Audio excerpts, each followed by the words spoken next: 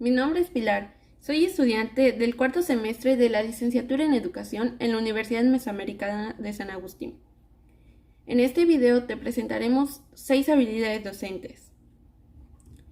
En este semestre nos tocó realizar 2 clases muestra en las que nuestra profesora, junto con nuestros compañeros, nos grababan y nos calificaban, para ver si ya habíamos desarrollado o si todavía no habíamos desarrollado estas habilidades. Pero primero que nada, ¿sabes qué es la microenseñanza? La microenseñanza es un proceso sistemático de adiestramiento para profesores o para estudiantes, con base a la adquisición de técnicas y de habilidades que se puedan reforzar con una práctica bien organizada. Te voy a enseñar la primera habilidad, la habilidad de inducción. La habilidad de inducción ayuda a los profesores a preparar a sus alumnos para lo que va a ser enseñado, con el fin de obtener los mejores resultados. Está dirigida a captar y a mantener la atención de los alumnos. El primer paso para realizar la habilidad de inducción es conectar el tema con otros ya conocidos por los alumnos, ya sea de la misma asignatura o bien podría ser de otra diferente. Existen 2 tipos de inducción, la inducción verbal y la inducción material. La primera, la inducción verbal, se podría hacer por medio de analogías, haciendo preguntas, etc. Y la segunda, la material, que se podría realizar usando un objeto, usando el pizarrón, usando diapositivas, etc. Existen unas condiciones definidas para la habilidad técnica de inducción. A continuación, te las pondré. Presentar el objetivo en términos conductuales. Esto se refiere a que lo que debemos hacer es presentar lo que se espera aprender o lo que se espera del alumno en esta clase. Un ejemplo sería, el alumno definirá el concepto de valores. La segunda condición, hacer referencia a conocimientos previos. Como bien, ya lo habíamos mencionado, tenemos que relacionar el tema con algún tema ya conocido por el alumno. La tercera condición sería relacionar el tema con otros. Un ejemplo sería factores que influyen en el aprendizaje de mis alumnos. Este tema se relaciona con la psicología. Nuestra cuarta condición sería centrar la atención del alumno hacia el tema. Muy bien, en esta, como bien, podríamos utilizar ejemplos para que el alumno entre en confianza y le preste mayor importancia al tema. La quinta condición sería justificar la importancia del tema. Es decir, ¿de qué nos sirve saber sobre este tema? ¿Para qué nos sirve? ¿Por qué es importante? Nuestra sexta condición sería presentar analogías, ilustraciones, etcétera, relevantes al tema. Nuestra séptima condición sería presentar analogías, ilustraciones, etcétera, podrían ser videos igual, de interés para nuestros alumnos. Por último, nuestra octava condición sería indicar la actividad a realizar. Es decir, por ejemplo, yo ya expuse qué podría ser, qué es la fotosíntesis. Ahora que prosigue. Un ejemplo sería, ahora vamos a realizar un cuestionario en base a lo que yo ya les expliqué. Muy bien, ahora te explicaré la habilidad de comunicación verbal y no verbal. La expresión verbal se refiere al tono de voz, a las pautas, al vocabulario, etcétera, a todo lo que tenga que ver con nuestra voz. Etapas de la comunicación verbal. La primera etapa sería dominio del lenguaje propio a su disciplina. Es decir, yo no puedo hablar acerca de algo que yo no sé. Tengo que hablar de algo que yo sé para que mis alumnos puedan aprender. Tengo que dominar el lenguaje de este tema. La segunda etapa sería el manejo de este lenguaje dependiendo del nivel de mis alumnos. Es decir, yo no le puedo explicar a unos niños de kinder de la misma manera que a unos jóvenes de universidad o de preparatoria.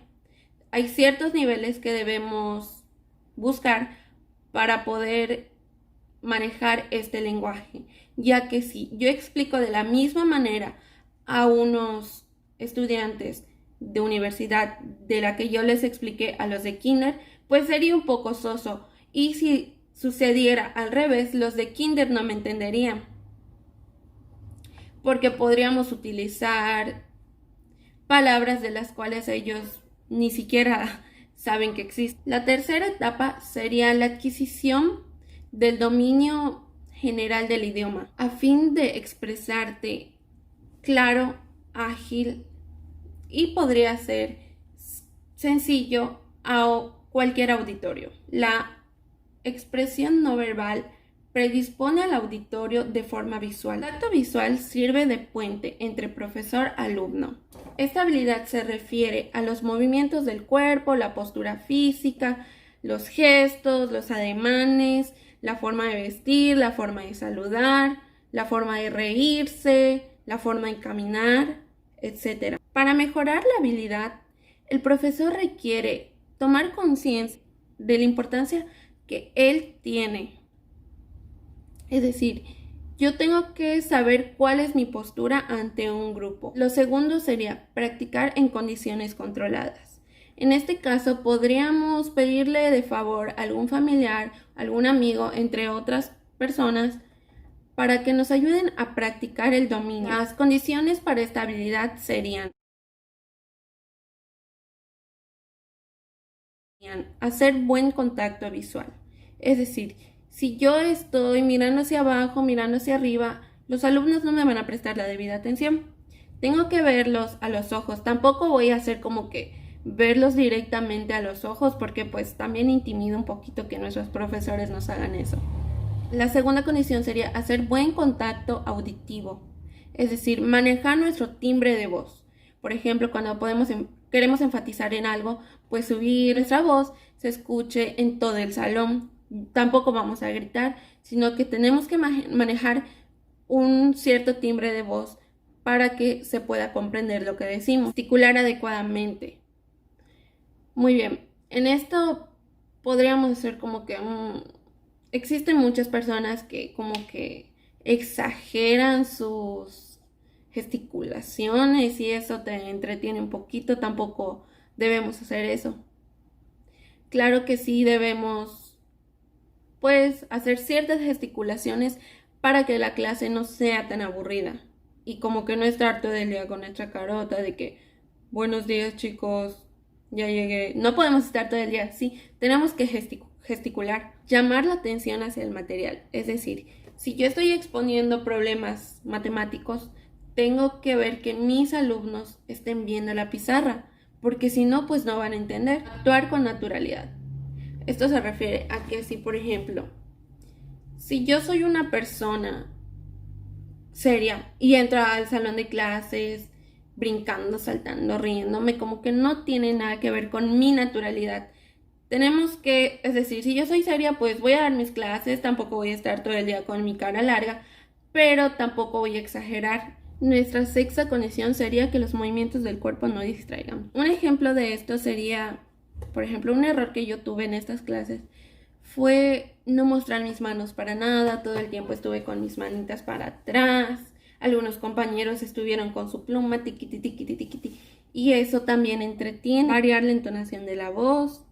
Mostrar fluidez al hablar, sin muletillas, con dominio del tema, a buen ritmo. Propiciar la participación del grupo. Es decir, en la clase no solo el maestro tiene que hablar, también puedo hacer preguntas a mis alumnos o que mis alumnos se contesten entre sí. La siguiente condición es tratar amablemente a los alumnos.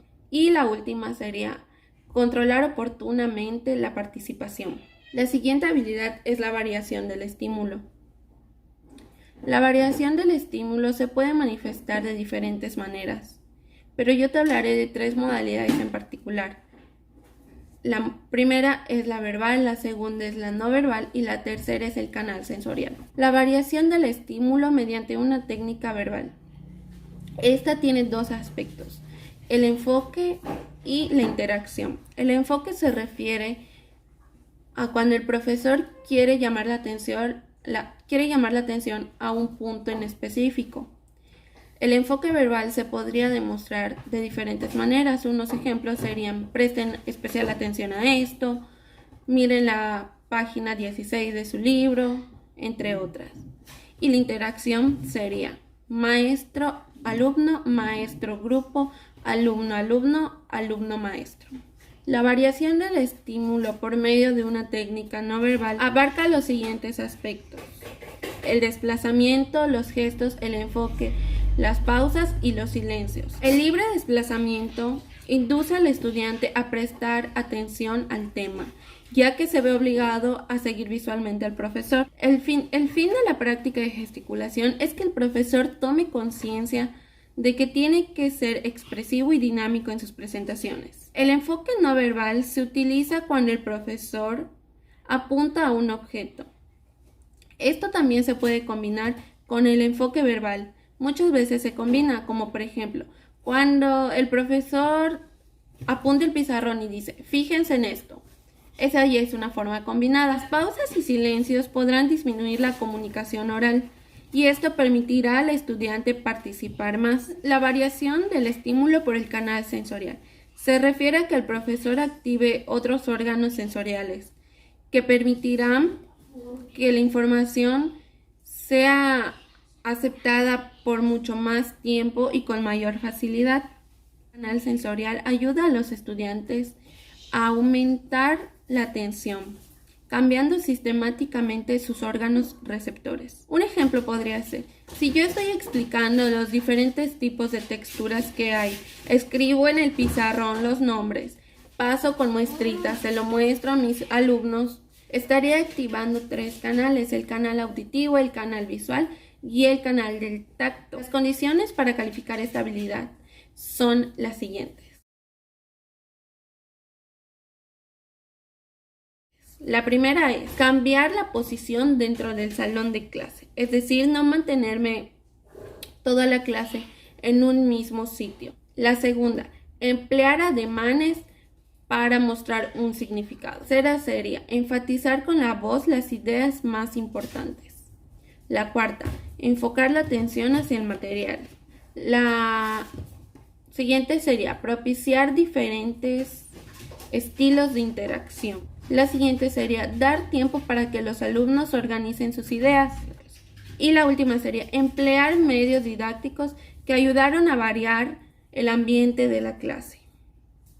Un ejemplo sería, por ejemplo, en mi primera clase que hice en este semestre, casi al final, llevé unas fotos y como yo explicaba diferentes factores, ellos tenían que poner la foto en el lado donde debería ser para que la clase sea un poquito más dinámica. Muy bien, eso es todo por mi parte. A continuación te dejo con mi compañera que te presentará las siguientes 3 habilidades. Muchas gracias. Habilidad de formulación de preguntas. El uso de preguntas en el salón de clase es una práctica muy antigua. Una pregunta es un medio que requiere información. Las preguntas se utilizan para diferentes propósitos en el salón de clase. Existen diferentes usos, los cuales abarca el antes, durante y después de la clase. Empezamos con antes de iniciar la clase. Diagnosticar si los alumnos están preparados para un nuevo aprendizaje y si cuentan con antecedentes necesarios para enfrentar nuevas adquisiciones. Establecer una corriente de comunicación con el grupo para saber cómo han estado las actividades que realizaron o qué problemas presentan durante la clase. Explorar nuevas expectativas hacia el aprendizaje y conocer la opinión de los alumnos sobre los objetivos. Provocar curiosidad e interés sobre un asunto específico. Estimular la participación activa del grupo. Determinar la comprensión que se ha logrado. Al finalizar la clase, sintetizar y recapitular. Determinar el grado en el que se cumplieron las expectativas y los objetivos. Tipos de preguntas. Existen diversos tipos de preguntas. Entre los más conocidos están las abiertas y las cerradas. Las cerradas son aquellas que requieren una respuesta breve. De acuerdo al destinatario, están las retóricas. Son aquellas que el maestro dirige al grupo y que él mismo responde. Después están las generales, las directas y las devueltas.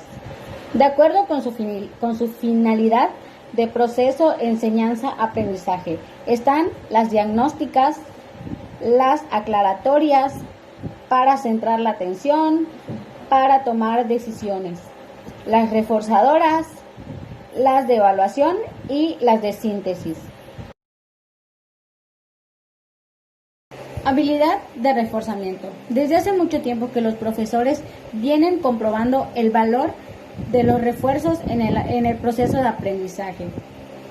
Es común el emplear muy pocos refuerzos verbales cuando son muchos los alumnos que tienen a su disposición los maestros.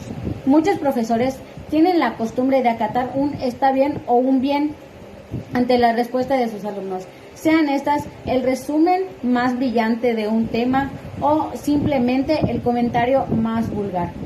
A continuación, les presentaré algunos agentes reforzadores mal empleados que dificultan el proceso de reforzamiento. El hábito de reforzar solo a los alumnos que están haciendo bien la tarea. La utilización de pocas expresiones reforzadoras. La escala de calificaciones de esta habilidad incluye: aprueba la participación de los alumnos con palabras bien, excelente, buena pregunta, buena respuesta, etc. Anima a los alumnos a participar utilizando expresiones como sí, adelante, etc. Motiva a los alumnos a participar utilizando sonrisas, afirmaciones moviendo la cabeza diciendo que sí o escribiendo sus aportaciones en el pizarrón, mirándoles y escuchándoles amablemente. Ayúdalos a formular sus respuestas correctamente. Evita expresiones faciales de molestia o agresividad ante una conducta inapropiada de tus alumnos. Evita sentir que una pregunta o participación fue inapropiada. Habilidad de integración. Según Johnson, la integración es la actividad del profesor o de los estudiantes que trae los principales puntos de una organización que puede ser percibida como la organización de un todo. Cada que desarrollamos un tema o concepto cualquiera debe integrarse, por lo que la integración, al igual que la inducción, debe estar presente siempre. Algunos postulados de la integración. Resumir los aspectos claves de cada punto tratado antes de pasar al otro. Es necesario afianzar el bagaje de conocimientos del alumno.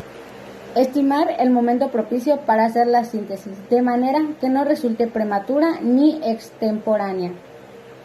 La escala de calificación de esta habilidad incluye: enfatizar los puntos importantes del tema. Sugirió cómo aplicar lo visto. El grupo o el maestro sintetizaron los puntos importantes. En conclusión, se concluye entonces que la microenseñanza es verdadera enseñanza, por lo que los profesores y alumnos trabajan juntos en una situación de práctica que dan como resultado un verdadero proceso de enseñanza-aprendizaje.